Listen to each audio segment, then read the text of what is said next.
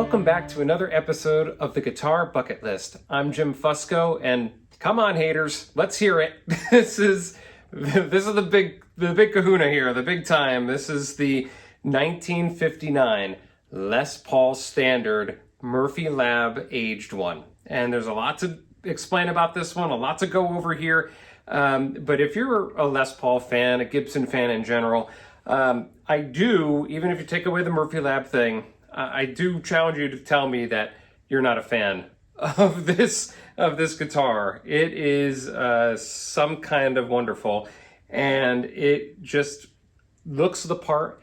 And I don't even know if it's coming across in the video here, but it just has a vibe to it that when I open the case, it's kind of breathtaking. Not to be weird about it or anything, but just I opened the case, and it, in the case especially, just looks like an old guitar. They found a way to really replicate that look of a guitar that has been around for a very long time, decades and decades. And this one here I fell in love with because of the top and that factory burst color that is still very vibrant here. It just, something about the evenness of the flame, and I really hope that's coming across in the video. This really spoke to me, and I knew that I wasn't going to find a better one. I wasn't going to find one that I liked more than this, so this was the one. And I did a lot of research. Am I going to lie and tell you that I didn't drink the Murphy Lab Kool-Aid a little bit? No. But I can tell you a bunch of stuff about the Murphy Lab treatment and what I think it's done to the guitar.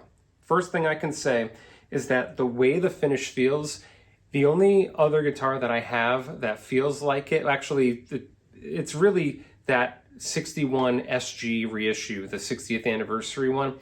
That one has that same feeling, and my 68 Les Paul reissue kind of does as well, but even then, this is different than those in another way. It's got a glassier feel to it. And when you strum it, it has a different sound.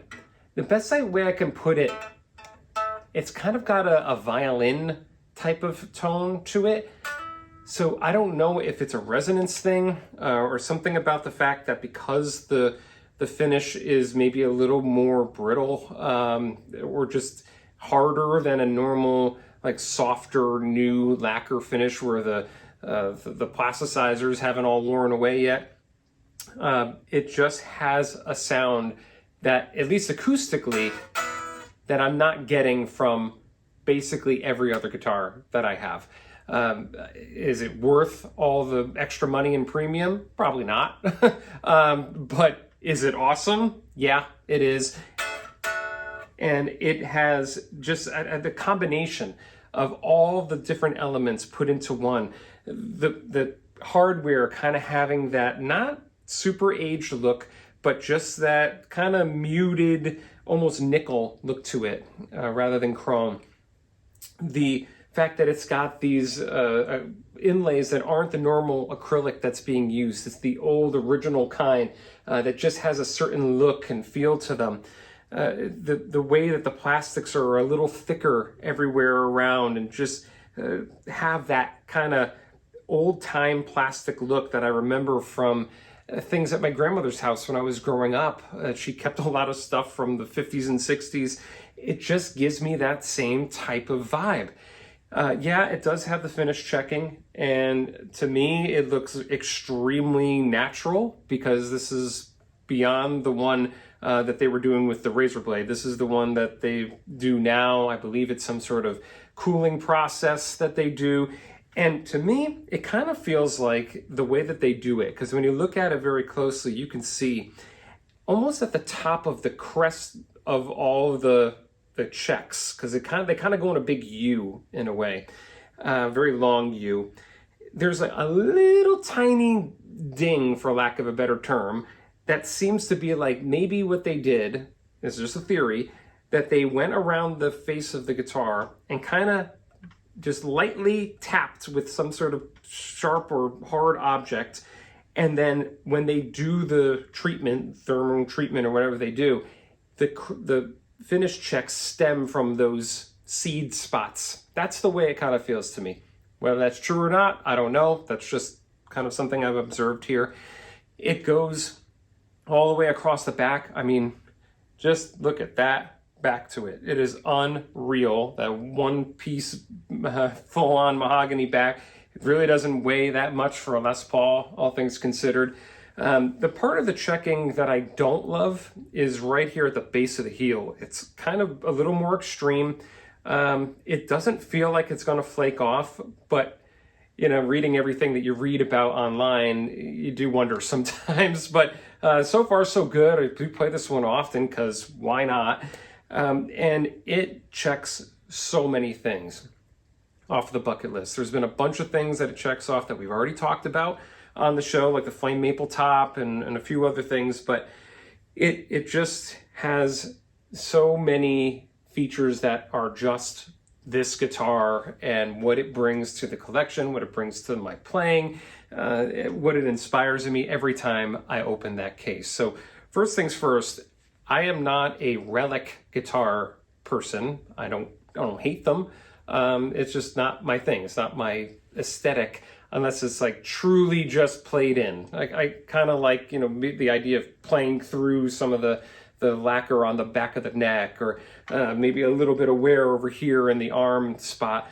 But this one here for the Murphy Lab, for me, this is what they call their ultra light aged, which basically means that they don't do anything to it other than apply the special lacquer that they use that does the finish checking, and then the parts of it are kind of dulled rather than, or aged in some way.